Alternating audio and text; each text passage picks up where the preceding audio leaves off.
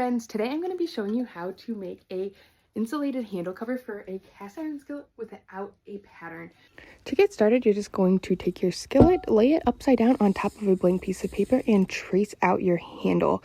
And then we're going to straighten out our pattern piece just by going from that whitest part of the bottom and up to the whitest part of the top. And then we're going to add whatever your preferred seam allowance is. Here I'm doing about 1/2 of an inch to give me a little more wiggle room, and we're going to cut that out. Then you're going to cut out 2 pieces of cotton main, 2 pieces of cotton lining, 2 pieces of cotton batting, and 2 pieces of Insulbright. And then we are going to layer them together. You're going to do your lining, a cotton batting, and then your Insulbright and your lining, and again sandwich that all together. I like to use a washable glue stick. It's a lot easier and affordable for me to do.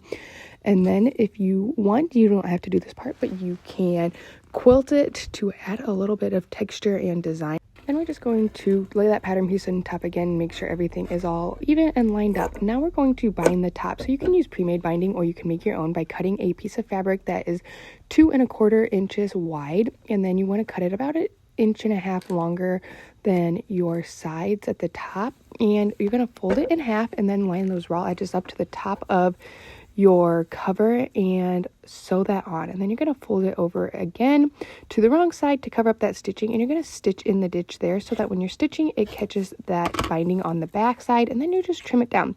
And then you just put your 2 pieces right side together, lining up the top and the sides all the way around.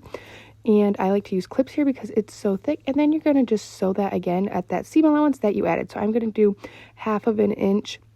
And then around the curve, you are going to notch it out carefully without cutting into your seam line. And then you're just going to trim that seam allowance down all the way around to reduce bulk. You can use pinking shears or just regular scissors here.